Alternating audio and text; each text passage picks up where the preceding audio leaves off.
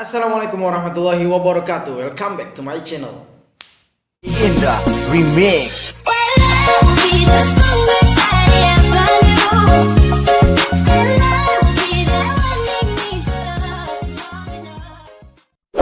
Oke teman-teman, video kali ini berbeda dengan video-video sebelumnya karena malam ini gue kedatangan tamu yang sangat luar biasa spesial, yaitu temen gue dari kelas 1 Sanawiyah sampai kelas 3 Aliyah. Kita satu sekolah. Yes. Atau mungkin yang nggak tahu Sanawiyah atau Aliyah, ini sama aja kayak SMP atau SMA ya teman-teman. SMP sampai SMA maksud saya. Nah, kita juga satu tim di dalam kepramukaan sampai sekarang teman-teman. Nah, kenalin dulu siapa bang namanya bang? Hai guys, nama gue Ridwan, sering dipanggil Onek ya sama Bang Kike ini. Ada acara apa sih nih Bang ngomong nih Bang? Nah, jadi kemarin jadinya teman-teman gue lagi ngopi di mana tuh kemarin, di salah satu Coffee shop lah ya. coffee shop Yang lah ada gitu hasil lah. ya, kita. Nah, bukan coffee shop sih, Alfamart. Iya, Jadi iya. gue lagi mampir teman-teman. Gue kepikiran Bang One karena waktu itu teman-teman gue diajak naik gunung pertama kali sama Bang One, bener nggak? Kita pertama kali naik gunung apa pak? Ke Gunung Gede waktu itu Bang. Ke Gunung Gede. Gue pertama kali, tapi beliau ini udah beberapa kali naik gunung dan gue baru 2 kali ya naik gunung. Pertama sama Bang One, kedua sama Bang Ulum. Mudah-mudahan setelah Bang One, Bang Ulum bisa mampir juga nih. Nah, singkat cerita teman-teman, gue kepikiran tuh waktu naik Gunung Gede ada suatu kejadian yang tidak mengenakan itu ya. Pengalaman lah yang sangat luar biasa. Dan ini gue nyaksiin, tapi lebih tepatnya karena ini bersangkut paut dengan Bang One, lebih baik Bang One yang nyeritain. Aduh. Silakan Bang. Ini dia ceritanya. Oke. Jadi awal mula cerita ini mungkin cerita yang nggak bakal gue lupa nih Bang. Karena ini sangat berkesan buat gue dan mungkin terngiang gitu sampai kapanpun. Ceritanya pada tahun 2014 dulu, gue sama tim Al-Absyah Adventure ngadain open trip Bang. Nah, mungkin salah satunya Bang Rizky ini adalah peserta yang ikut dalam kegiatan open trip. Itu kebetulan kita naik ke gunung yang ada di Jawa Barat, salah satunya yaitu Gunung Gede Pangrango. Ya, pada tahun 2014 kita mulai open trip dan alhamdulillah peserta itu cukup banyak. Sekitar ada 38 dari Bekasi dan ketemu di lokasi sampai dengan itu hampir 50 peserta. Kita starting berangkat dari Bekasi itu sekitar siang. Kita mulai berangkat, tepatnya asar sih ya, tepatnya asar kita berangkat sampai di jalur pendakian Gunung Putri itu sudah malam. Sampailah kita di pendakian Gunung Putri, semua peserta udah sampai di Gunung Putri. Kita istirahat sejenak, buka tenda di depan gerbang pendaftaran SIMAKSI. Di situ baru gua mulai perhatikan satu persatu peserta yang hadir, karena kami selaku panitia bertanggung jawab atas peserta yang kami bawa. Seperti itu.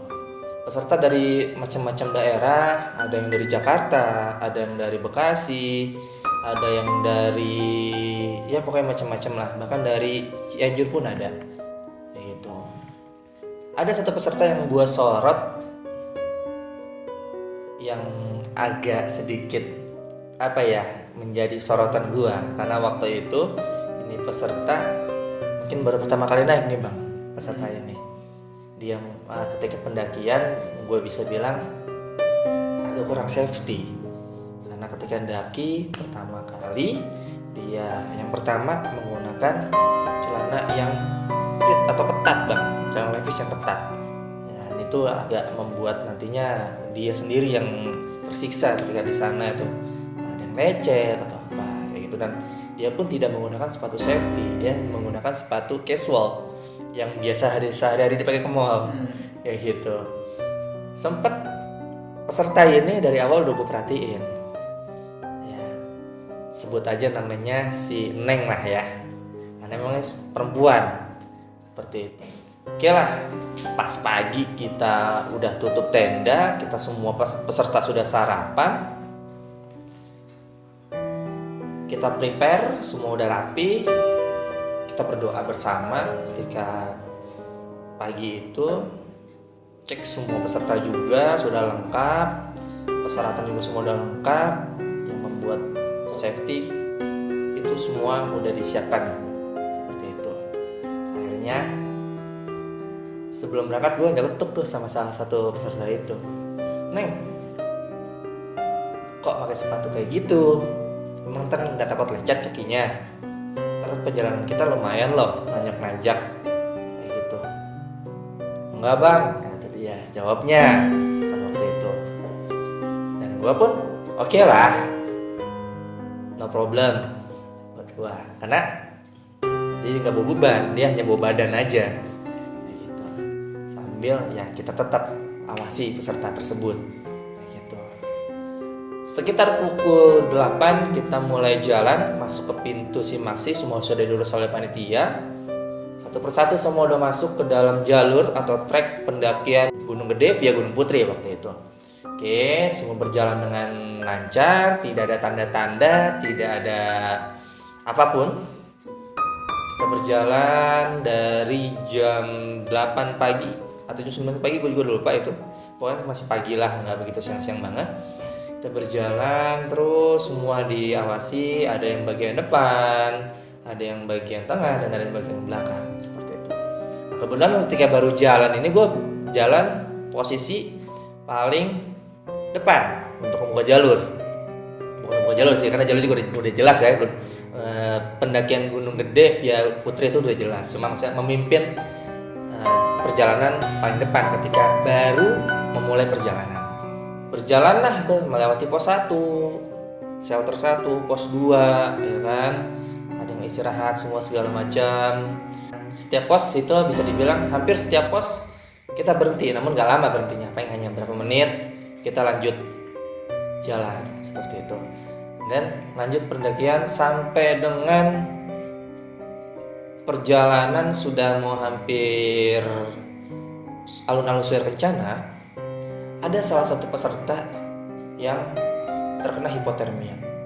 Dan itu kebetulan hujan juga kali. Iya, betul bang. Posisi lagi hujan dan sebelum kita sampai Surken itu hujan deras banget. Hujan deras banget, betul.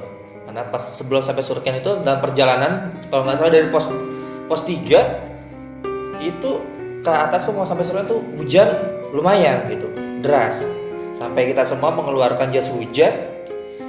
Dan ada salah satu peserta yang tidak sadar jas hujan itu bolong bang di belakangnya bang. Jadi air masuk. Pas sampai mau deket-deket Surken, gue lupa itu di kalau nggak salah di pertigaan yang tulisan Plang Gunung Gede, di dekat situ. Sebelum tikungan itu ada apa namanya yang Plang itu, di situ dia terkena hipotermia. Hampir hipotermia, untungnya sadar ya. Kaku badannya dan sebagainya. Dan alhamdulillahnya untung panitia dan ada beberapa peserta yang sigap, langsung cari penghangatan, bikin air panas, langsung kita antisipasi lah atau kita pertolongan pertama. Alhamdulillah sadar, kita lanjut naik. Nah pas sekitar 30 atau 15 menit lagi sampai mau Surken, ada satu peserta yang mengeluh kakinya sakit bang. Nah si Neng ini nih, dalam hati gue nih ya gue bilang juga apa, lo jangan pakai sepatu kayak gitu, lo pakai sepatu kayak gitu, sakit kan kaki lo. Ya udahlah, itu hanya gurauan gue atau kedongkolan gue di dalam hati ketika ada peserta yang kayak gitu. Cuma ya udahlah, tetap kita fasilitasi, tetap kita rangkul sampai di Surken. Oke, akhirnya dia buka sepatu. Di bawah ada tuh sama teman-teman dari Jakarta juga sama dia, dan ada panitia juga, panitia perempuan yang menemani si Neng ini. ya kan, gue tetap masih jagain atau nemenin yang kena hipotermia itu. Oke lah, berjalan, dia sudah sampai surken lebih dahulu, mungkin sekitar 5 menit dia sampai, gue pun sampai sama temen atau peserta yang kena hipotermia tersebut. Tibalah waktu maghrib bang, karena waktu itu kan sampai sekitar asar ya bang ya. Iya. Waktu asar kita sampai di alunan surya kencana, seperti itu. Akhirnya semua sudah masuk dalam tenda, tibalah waktu maghrib. Nah, si Neng tadi itu yang kakinya sakit, tiba-tiba pingsan bang, di depan tenda. Gue ngerinya tuh hipotermia juga bang tuh bocah, karena emang kondisi badannya udah drop banget tuh bocah, ya kan.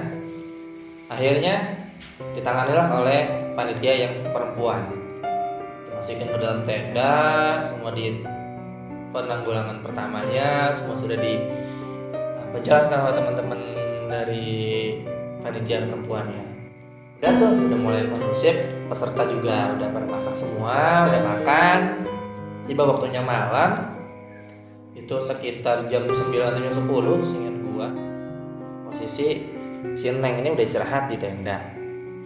Sempat dia keluar nggak lama, ya ngobrol-ngobrol sebentar, dia masuk ke dalam tenda. Nah, katanya badannya mulai gak enak lagi, ya udah suruh istirahat aja dalam tenda. Dan ketika malam sekitar pukul 12 atau jam 11 gue lupa, udah mulai tengah malam juga itu, gue dipanggil sama salah satu panitia perempuan kayak gitu, karena dia ngerasa kesempitan di tenda tersebut, dia mau tidur. Nah, kebetulan gue di dalam tenda, gue masih melek kayak gitu, gue masih melek, dan teman-teman emang di tenda gue tuh belum ada yang tidur, masih pada ngobrol lah, kita bercanda-bercanda dalam tenda, cekikikan dalam tenda. Teriak, dipanggilin gue, Wan, tolong dong gantian nih jagain si Neng, kaki gue pegel, nekuk mulu, gue mau belonjoran.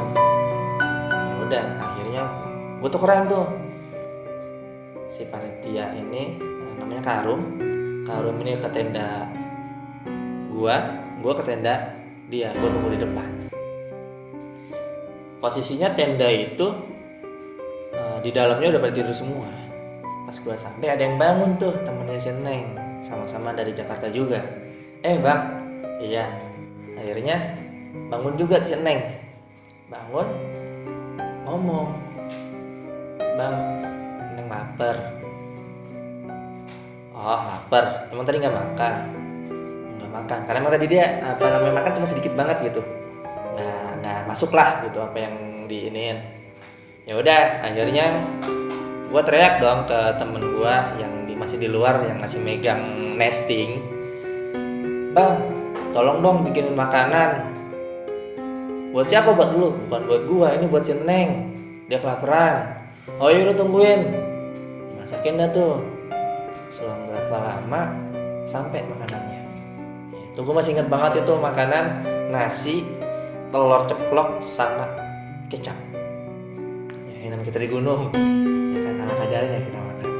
Akhirnya lumayan tuh, nasinya juga banyak kan. Nah, porsi perempuan lah makan gimana sih.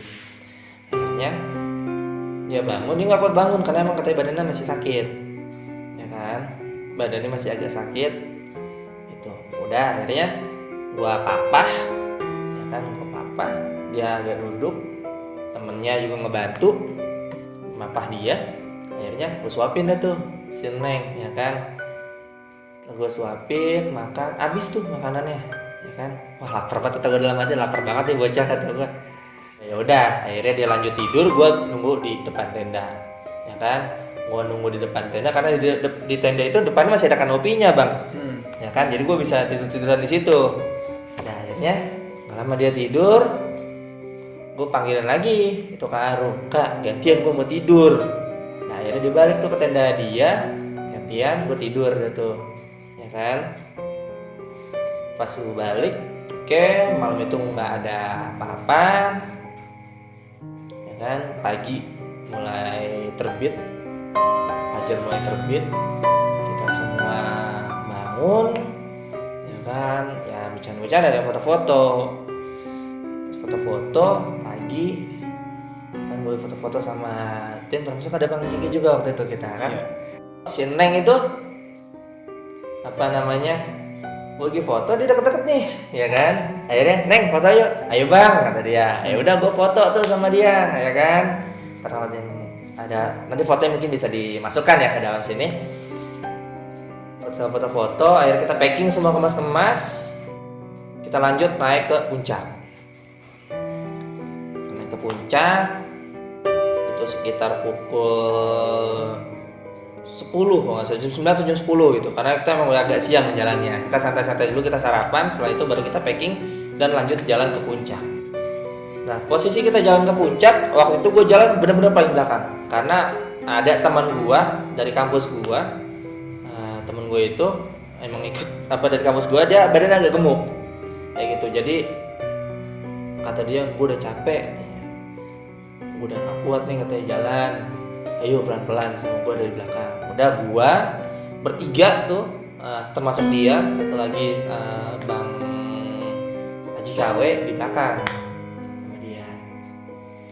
Oke, gue nemenin itu si temen gue itu jalan dari belakang, ayo dikit lagi Bang, dikit lagi, itu depan udah kelihatan puncaknya. Kita jalan sampai di puncak, ketemu juga tuh sama teman-teman yang lain Bang. Iya. Ya, kita ketemu sama teman-teman yang lain yang mau di jalan lebih dulu, tim yang lebih dulu. Foto-foto di puncak. Gua ngeliat si Neng ini jalan cepet banget Bang, mau turun buru-buru turun. Akhirnya gua ngeliat, gua mulai ngerasa feeling gua nggak enak nih di puncak ini. Ini si Neng kenapa yang namanya orang mau baru naik gunung kan biasanya pengen di puncak tuh foto-foto, selfie. Ini enggak, baru foto nggak banyak, langsung buru-buru, ayah kita buru-buru turun.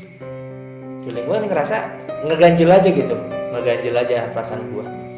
Akhirnya jadi dia turun duluan tuh sama tim juga, ada panitia yang nemenin beberapa, ditemenin juga sama temen-temennya dari Jakarta. Turun, gue tetap sama si temen gue ini, temen kampus gue yang katanya sakit kan. Akhirnya kita turun, pas ditanya setan, si Rio jalan lebih dulu, tetep tuh ya kan, dia gue mau jalan duluan katanya, udah enakan nih, ya udah dia jalan duluan sampai dia di kandang badak tuh, baru ketemu lagi gue sama si Rio, sama si temen gue tuh yang gemuk, temen kampus gue tuh yang gemuk ya kan. Di kandang badak semua berhenti ngeres, itu sekitar jam berapa ya, itu mau dekat asar tuh. Akhirnya gue mutusin jalan lebih dulu, gue ngejar karena si Neng ini jalan cepet banget, udah paling depan aja dia kayak gitu sama temen-temennya ya kan. Ya udah gue ngejar kan, karena gue tanya siapa yang di depan.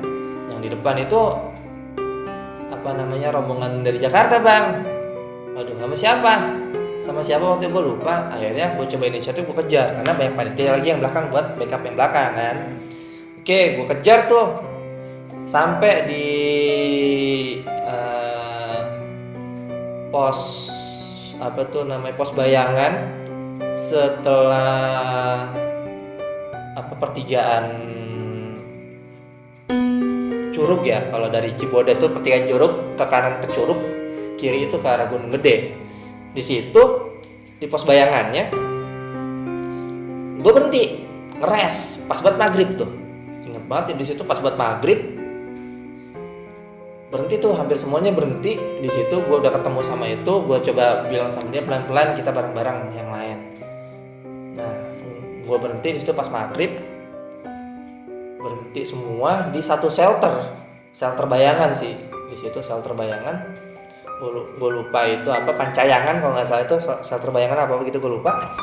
Di situ ada pendaki lain lewat, kita semua ada di dalam shelter ya, duduk semua dalam shelter, taruh tas semuanya. Ada pendaki lain lewat, bilang, gue kan pas pendakinya itu dia pakai seragam loreng-loreng lah kayak gitu, nggak tahu itu TNI nggak tahu apa, gue pakai celana loreng aja kayak emang anggota nggak tahu apa, gue nggak paham ya. Itu orang ngomong, Bang, maghrib jangan istirahat di situ, ayo jalan pelan-pelan kata dia sambil teriak ya kan. Kita ya menghiraukan saja karena emang posisi udah capek semuanya kan. Dia teriak lagi, "Bang, ayo jalan pelan-pelan," katanya, "ini maghrib." Nah, gitu kan. Nah, mungkin udah tahu kali ya situasi kondisi itu penunggunya, gue juga kurang paham. Nah, gue tanya dong, "Gimana Neng, semalam makannya kenyang nggak?" Kata dia, kata gue. Terus kata dia, "Makan Bang." "Neng kagak makan, Neng tidur semalam." Lah, karena pengen nyuapin, emang lupa? Tanya tuh temen-temennya, gituin. Terus kata dia, "Enggak Bang, Neng tidur beneran ya, kagak bohong," katanya. Waduh, kata gua, nggak aneh nih, kata gua nih. Gua aneh, makin aneh kata gua di sini nih.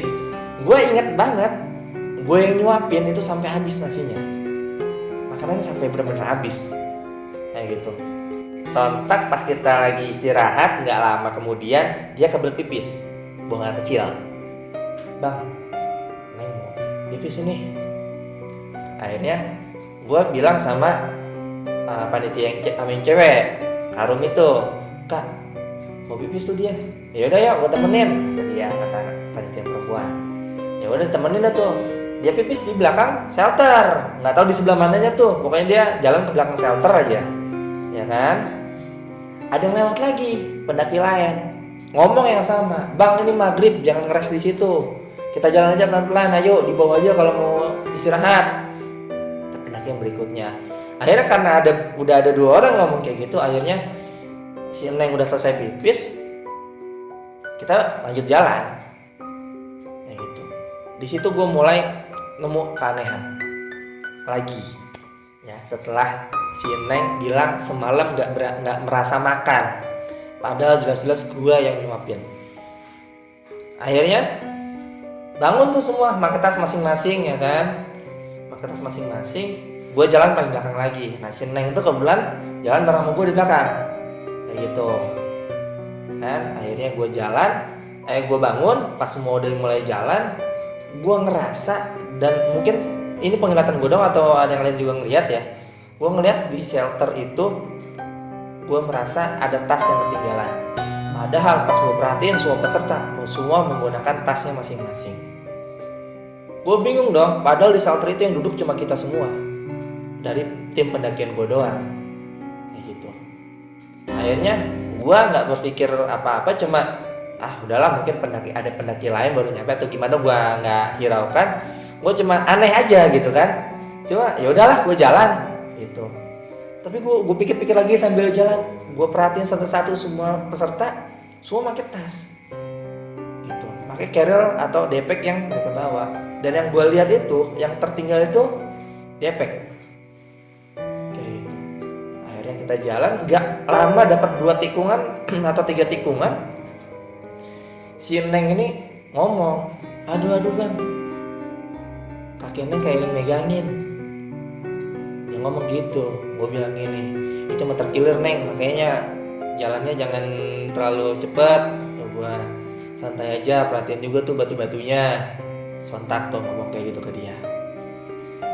Akhirnya dia benar-benar nggak kuat bangun. Dia duduk sambil megang kakinya. Emang gue pegang kakinya kenceng banget tuh, agak kayak ketarik gitu uratnya kan. Ya udah, akhirnya kita usap-usapin pakai minyak kayu putih. Setelah kita usapin minyak kayu putih, dipaksain sama dia bangun. Akhirnya gue papah sama temen gue, sama teman dia juga, sama panitia dan sama temen dia juga tuh yang dari Jakarta. Oke, udah gue papah jalan, ya kan. Nah, baru berapa tikungan lagi dia ngomong, "Bang, aduh Bang, pundak Neng berat banget ini, kayak yang naikin." Waduh, gue makin ini aja nih, posisi pas banget habis maghrib. Gue makin ada apa sih ini, gitu dalam hati gue, ya kan. Akhirnya ya udah, Bismillah, ayo pelan-pelan kita bantu papah. Udah kan, gue sikit teriak ke depan, gue bilang res. Nah kan kalau dia res berhenti kan tuh teman-teman di depan, berhenti, gue masih jalan deketin mereka. Akhirnya bareng-bareng kita jalan itu. Mungkin ada yang masih tetap jalan yang udah terlalu jauh nggak kedengeran, dia tetap jalan gitu kan. Akhirnya gue jalan beberapa orang tuh, yang tadinya gue jalan cuma berempat di belakang, akhirnya tuh jadi agak lumayan banyak, ya kan, sambil mapah tuh si Neng itu. Sampailah kita di shelter Pancayangan, pertigaan ke Curug dan ke Gunung Gede. Nah, di shelter ini dia langsung pingsan gitu aja, ya kan, langsung pingsan gitu aja. Dia kesurupan lagi, ditanganin sama teman-teman, dan ada ranger juga di situ, ada ranger gede ikut membantu. Akhirnya ranger itu ngomong, ini nggak bisa, harus dibawa ke Tandu. Mau nggak mau, akhirnya ditebangin lah tuh batang pohon yang sekiranya kokoh untuk dibuat tandu, dan ditandu menggunakan kain sarung waktu itu. Akhirnya digotong lah tuh si Neng itu sama teman-teman yang badannya agak lebih besar dari gue ya, karena waktu itu gue masih kurus banget, nggak seperti sekarang ini. Akhirnya salah satunya sarungnya Bang Kiki ini dipakai buat nandu si Neng ini. Bener untung waktu itu gua bawa sarung. Iya, karena santri kemana-mana masih bawa sarung gitu. Oke, ditandu lah si Neng itu jalan, ditandu sampai dengan ke pos pendaftaran. Itu jaraknya lumayan, karena dari Pancayangan itu ke bawah itu masih sekitar kurang lebih ya, karena itu 2 jam lah, karena kita kan rest juga kan, ganti-gantian bawanya. Sampai di jalanan yang rawa-rawa Bang, yang jembatan itu yang rawa-rawa. Di situ hati gue makin deg-degan tuh, pas di situ gue ngerasa di situ rame Bang, saya bocah kecil lari-larian. Itu feeling yang gue rasain ya. Dari samping tuh kayak ada yang ngeliatin, mereka ngeliatin kayak gitu. Akhirnya udah gue jalan pelan-pelan sambil bawa teman gue itu. Gue bilang, baca-bacaan ya kayak gitu. Gue udah pesen sama temen gue itu, yang temen kampus gue, karena jadi gue pertama kali naik gunung. Sampai di perjalanan itu nggak jauh lagi kan, kita sampai di danau Telaga Warna ya. Di Telaga Warna itu kan memang terkenal angker banget ya di situ ya. Gue pun ngerasain di situ. Gue dipanggil, Wan, sini Wan. Aduh, kata gue, ini siapa yang manggil? Kata gue di jalan paling belakang, kagak ada lagi peserta di belakang, kata gue. Sontak di situ gue langsung jalan buru-buru ke depan, nyamperin rombongan yang lain. Kata gue, Dut, ayo jalan agak cepetan, kata gue. Please, kata gue, ayo jalan lebih cepet, kata gue. Jalan lebih cepet, ketemu sama teman-teman yang lain. Di situ gue masih ngerasa dipanggilin. Dan ketika gue lewat shelter Telaga Warna, nggak berani sama sekali gue nengok ke itu shelter. Mau ke shelternya ataupun ke danau yang nggak berani sama sekali gue nengok di situ. Karena gue ngerasa di situ banyak buat yang ngeliatin. Dan di situ si Neng itu, karena dia kan ada di depan ya, nggak jauh dari gue, kayak berontak gitu di situ. Lewatin dia tuh Telaga Warna Bang, shelter Telaga Warna. Sampai lewatin shelter Telaga Warna. Tadinya itu teman-teman mau ngeres, termasuk temen kampus gue tuh si Gendut, mau ngeres di situ. Kata gue, jangan di sini, kalau mau ngeres maju ke depan, terus di depan, jangan di sini please, kata gue. Lu capek, lu sakit, pelan-pelan ayo jalan Bang, pelan-pelan ke depan. Kalau di depan nggak apa-apa, ngeres. Akhirnya udah lumayan agak jauh dari Telaga Warna, ngeres lah tuh kita di jalan gitu, di lintasan pendakian. Nggak di shelter, karena nggak di shelter, karena yang nandu tuh tetap jalan terus, nggak berhenti. Kalau dia paling dia berhenti sebentar, ganti orang doang. Akhirnya sampailah si Neng itu udah nyampe duluan tuh di pos pos pendaftaran. Akhirnya gue nyusul, gue pun sampai. Ketika gue udah ngeliat pos pendaftaran itu udah banyak lampu-lampu gitu kan di Cibodas, gue udah mulai senang hati gue, kata gue. Tadinya tuh gue ngerasa dari Telaga Warna itu kayak ada yang ngikutin kita jalan tuh, belakang tuh kayak ada yang ikut ngelangkah gitu. Cuma gue udah masa bodoh juga udah capek, mungkin itu halusinasi gue atau gimana. Udah gue turun sampai di pos pendaftaran. semua kita laporan juga bahwasannya peserta kita juga lengkap, simak kita juga semua sesuai prosedur. Si Neng pun ditangani sama petugas dari TNGP. Akhirnya kita turun lagi ke tempat warung-warung buat istirahat di warung Bude kalau nggak salah waktu itu, sambil nunggu mobil jemputan kita. Karena waktu itu kebetulan penanggung jawab mobil gue yang nelfon ke ini kan supir truknya. Akhirnya jam 11 sampai itu mobil. Selama di perjalanan nggak ada apa-apa, nggak ada hal yang aneh. Sampailah kita semua di Bekasi, turun di tempat kita pertama kali kumpul. Pulanglah semua peserta ke rumahnya masing-masing. Namun sampai di situ bukan berarti cerita ini habis, guys. Masih panjang ceritanya nih, karena si Neng ini nggak cuma sampai di sini dia, ya kan? Ternyata yang di Gunung Gede itu ke bawah sampai di Jakarta. Hari pertama oke, salah. Lusa gue ditelepon sama temennya, Bang, si Neng aja tiba-tiba nangis, tiba-tiba ketawa, tempatnya kosong. Aduh, kata gua langsung kontak panitia yang lain, ya kan? Dan kebetulan waktu itu yang memang bahasa kesempatan jawabnya itu yang berperan aktif gua, Batet, sama Aji. Akhirnya gua pergilah ke Jakarta. Dari Bekasi pulang kampus gue langsung ke Jakarta bareng sama Bang Haji, panitia juga, ngeliat kondisi si Neng ini. Karena ya walaupun udah pulang kita masih bertanggung jawab gitu. Pas kita nyampe dia udah biasa-biasa aja, udah normal lagi. Ya udah dicariin orang pinter di sana kan sama teman-temannya. Ya udah ketemu orang pinter dan udah kondusif dan udah nggak kambuh-kambuh lagi. Pulang kita, besoknya dia telepon lagi, begitu lagi, ya kan? Akhirnya dia izin hampir satu minggu lah itu kalau nggak salah dia nggak masuk kerja, ya kan? Nah pas yang gue datang ke 2-3 kalinya ke sana itu bener-bener apa ya? Udah gua rasa udah cukup lah, udah nggak ada lagi tuh makhluk. Udah dibuang gitu kan. Akhirnya dapat selang 3 hari kemudian pas dia mulai masuk kerja,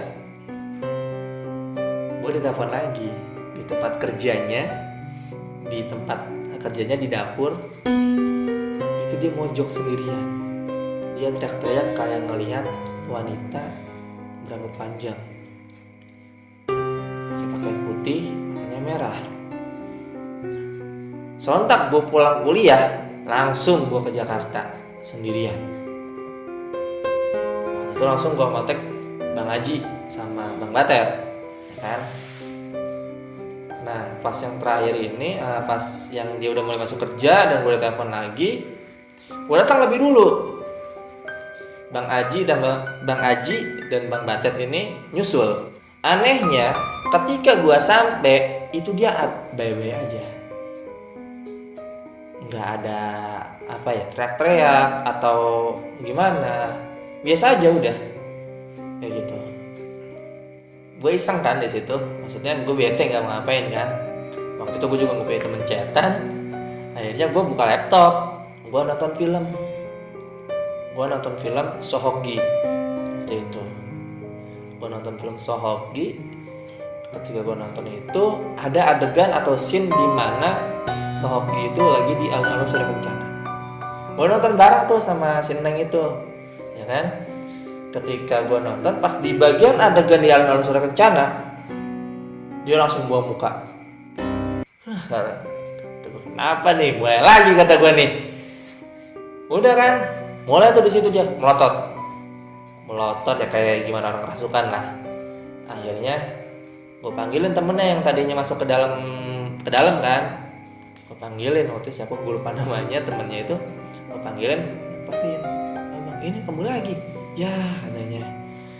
Udah tuh akhirnya temennya itu ngontek temennya yang cowok yang waktu itu ke pendakian juga, karena dari Jakarta itu Seingat gua itu ada 4 cowok 3 cewek kayak gitu. Akhirnya dipanggil lah temen-temen yang cowok. Udah tuh temen-temen yang cowok agak sedikit lama sampainya. Lebih dulu Bang Aji sama Bang Batet nyampe ke lokasi. Udah sampai Bang Batet sama Bang Aji, gue bingung dong. Dia buang muka ketika gue lagi nonton pas adegan di Surya Kencana. Gue tutup laptop, langsung gue ini kan tanya gue ngobrol lah gitu kan. Gue juga iseng sebenarnya, cuma gue berani ngobrol sama itu makhluk kayak gitu. Akhirnya gue tanya, kamu dari mana? Dari Gunung Gede. Dia manggut, di mananya? Di Telaga Warna. Gue tanya kayak gitu. Dia geleng. Terus di mana? Di Pancayangan. Dia geleng lagi. Aduh, kata gue, di mana ini? Dia bilang di Gunung Gede. Gue tanya itu jalur trek Cibodas, dia geleng-geleng. Gue tanya di jalur Gunung Putri, dia geleng-geleng lagi. Aduh, kata gue, lu dari mana sih dalam hati gue? Nah, terakhir gue tanya lagi, anak lo Surken? Dia mangguk. Kata gue, jauh bener lo ngikutnya. Jauh banget ngikutnya, gue kata gitu kan. Saya mau pulang. Ya udah pulang sana, gue bilang kayak gitu kan. Posisi itu emang rame, makanya gue berani ngomong kayak gitu. Kalau cuma berdua mungkin gue juga takut, ya kan.